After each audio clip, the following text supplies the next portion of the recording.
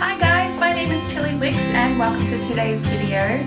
Today's video I'm going to be telling you guys all about my birth, labour and delivery story.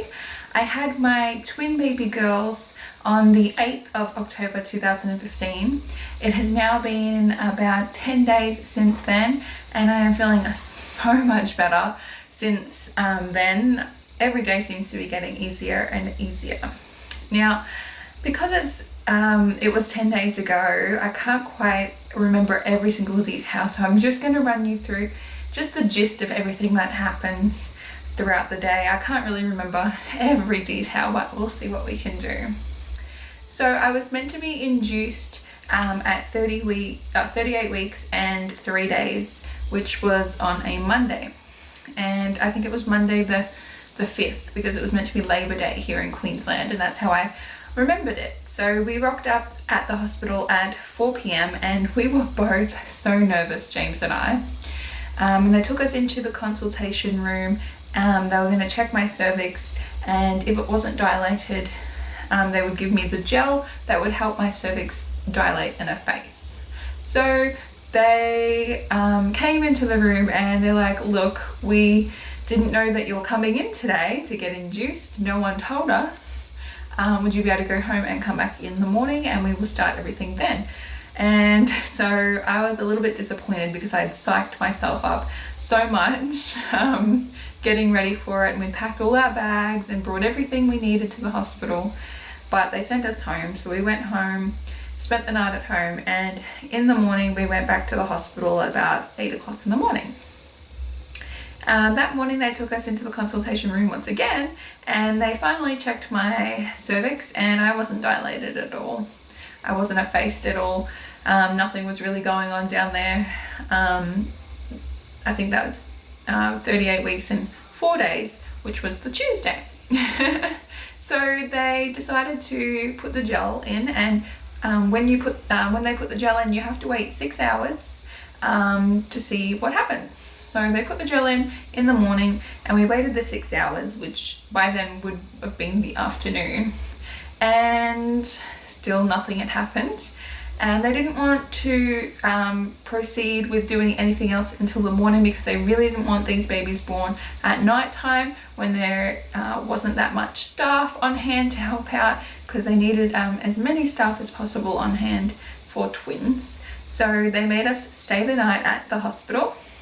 James went home that night and I stayed and pretty much just watched TV, ate food, tried to get some sleep. I was way too nervous to get any sleep though. The next day, on Wednesday, which would have been 38 weeks and 5 days, they finally decided to take us into the labour and delivery room and one of the birth suites in the hospital. So at about 9 o'clock in the morning, they took us into the room. They told us just to leave all our stuff in the room that we were in the previous night. And they said that, you won't need anything. We're not going to be in the birth suite for long.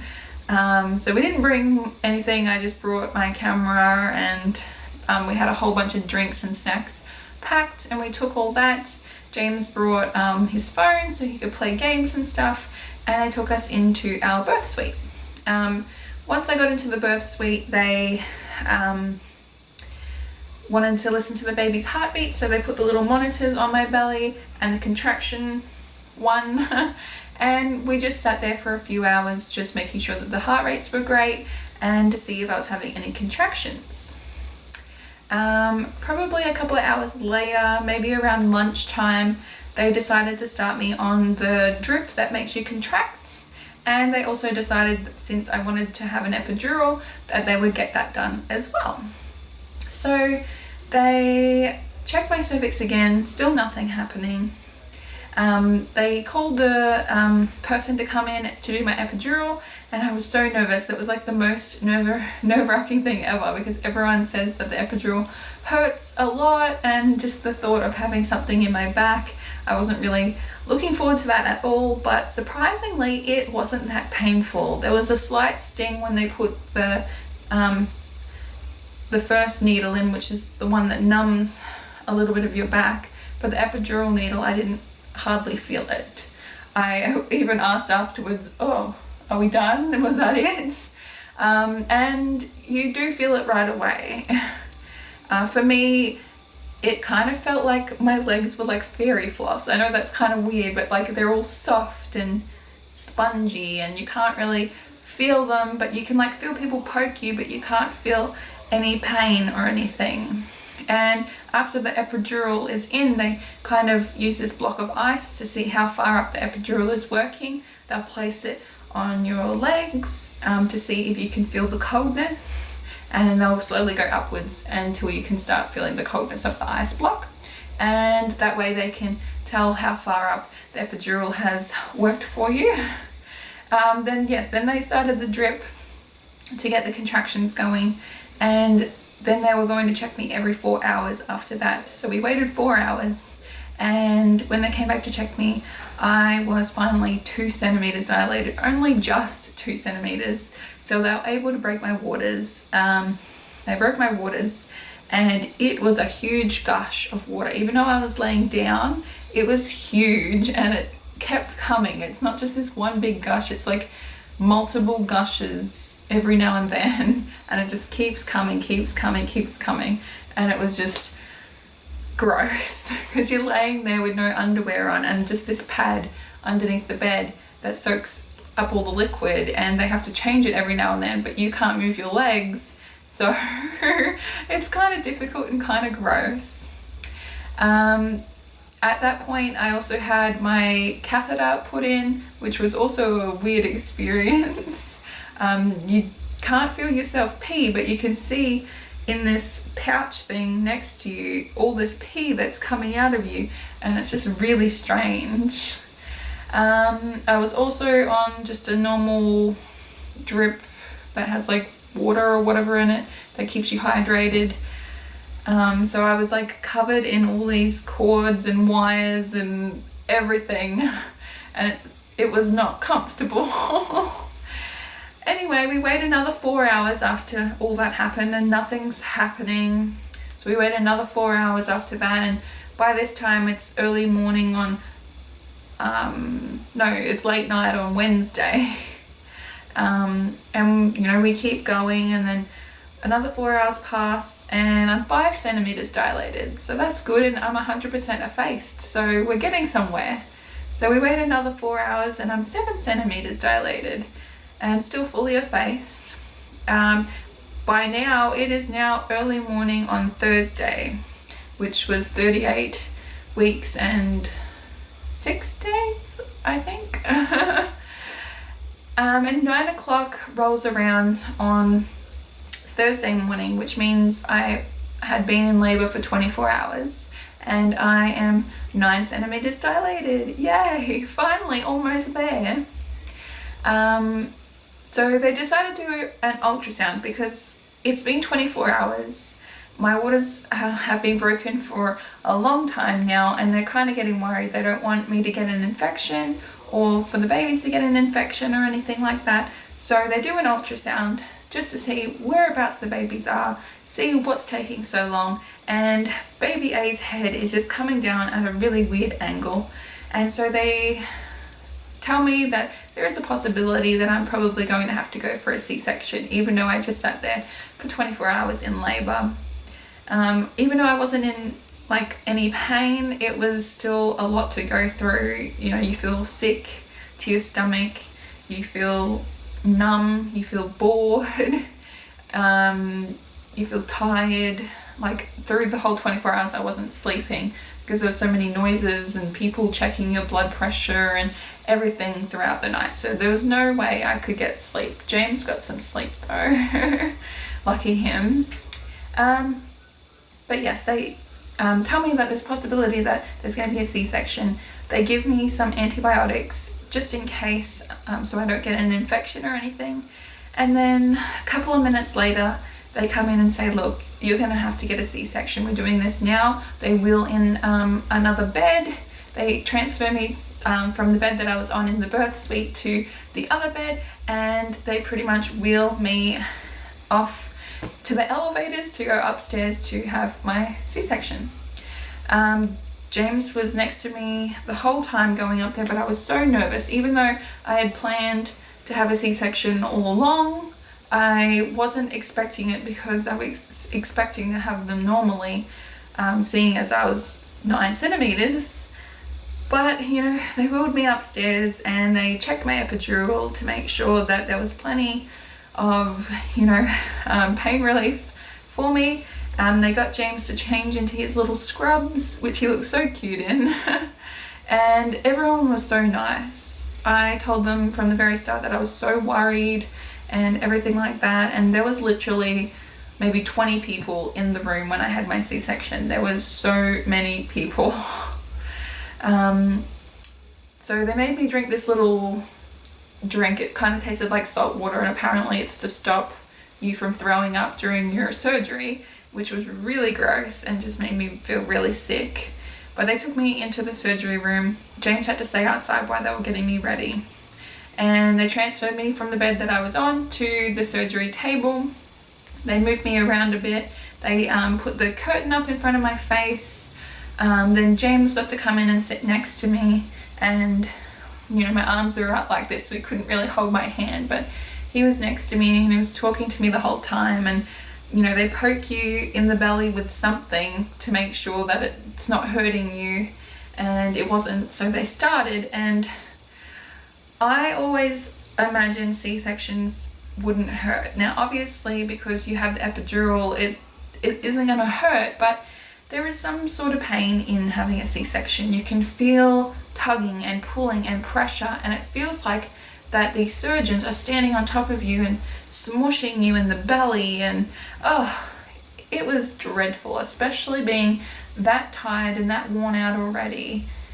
You know, by the time the baby A came out, I was so confused because I swore throughout this whole pregnancy that this was one big giant hoax and people were just playing a prank on me, and maybe I wasn't really pregnant.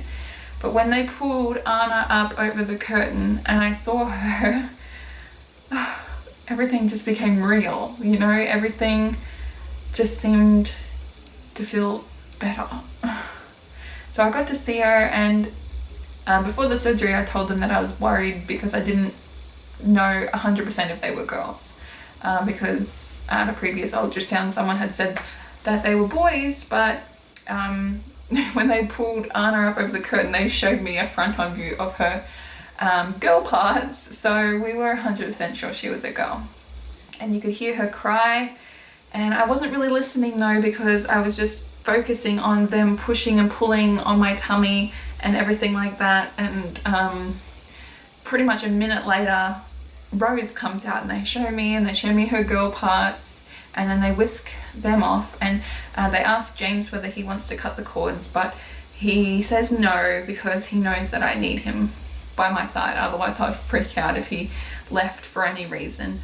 And then they brought the girls over while they were stitching me back up, and James got to hold Rose, and they brought Anna over and showed me so I could have a look, and I was still so confused. I remember saying, holy crap, like I just had 2 babies and they're actually babies and they're mine, and oh, they kind of look like us and everything like that. And pretty much straight after that, James had to go with the babies to the nursery because they wanted to make sure that I hadn't spread an infection to them, seeing as my water had broken so long ago. Meanwhile, I got wheeled into recovery when they kept me for about half an hour just to make sure I was okay, and finally they wheeled me back to my first room, where I would then spend the next 5 days recovering from the C-section. They brought Anna into me probably in the afternoon, so I had the babies around about 9:30 in the morning, and I didn't get to see Anna until later in the day. I think it was because I was on all those painkillers and whatnot, and I didn't have people to come sit with me and watch me while I, you know, held her or whatever. I didn't actually get to see Rose until a couple of days later because she had to be on a drip because her glucose levels were a little bit low. Anna also had to be on a drip for a while, but she came off the drip pretty much the same day, where Rose took a few more days. So they had to stay in the nursery for the first couple of days, and because I couldn't walk around, I couldn't go and see them, and they couldn't bring her to me because she was on the drip and it was too much hassle. Anyways, a couple of days go by and finally she's off the drip, so they decide that they don't need to be in the nursery anymore and decide that I can look after 2 babies even though it's only a couple of days after I've had major surgery. So the girls had to spend the night with me in my room, and you know, I know that's the rules and everything, but I couldn't even get up. I couldn't even go to the toilet by myself. I didn't have my catheter in or anything, but I had to ask for help just to get up to use the bathroom. So I rang James and he had to stay the night with me because there was no way I could do it myself. And I felt so bad about having to ask him to stay the night. And the nurses and midwives weren't very kind about him staying the night with me because they don't allow visitors after 8 p.m. But I just couldn't do it, and I can't understand how they would expect me to be able to look after 2 babies when I can't walk around or anything. The next night I felt a lot better. I was able to at least get up to get to them, so James didn't stay the night the following night, but it was just knowing that the following day after that I'd be able to go home, because they said I'd be able to go home because I was feeling, you know, a bunch better, not 100%, but you know, a lot better than day 1, I guess. And the whole time I was in the hospital, I didn't get hardly any sleep, maybe like half an hour a night if I was lucky. And during the night I would have nightmares about my C-section. It felt like I could feel them pushing and pulling on my tummy again, and it took ages to get over that fear of going to sleep because I'd have nightmares about it. But the girls were good. I was able to feed them colostrum right away, but then straight after that I decided that I wasn't going to breastfeed, because once I got home I didn't want to have all the burden on me to be able to feed them. I wanted James or guests or anything like that to be able to help out, and I didn't want it to just fall all on me. So we decided to start to get my milk to dry up, so I've been using cabbage leaves in my bra, which has been helping so much. So if you try to dry up your milk, use the cabbage leaves. It sounds strange. It doesn't make you smell that bad. It is definitely worth it. Anyways, they sent us home, I think, on the Monday. So I had the babies on the Thursday and I went home on the Monday. And it was hard getting them in the car and everything because I still wasn't walking 100%, but coming home was the best thing for us. I got a good night's sleep that night, and James looked after the girls for me so I could catch up on my sleep, and the next day I felt so much better. Just having my own bed, having my own house, having the girls in their own room was just so good. Oh, and I'm so happy I'm home now.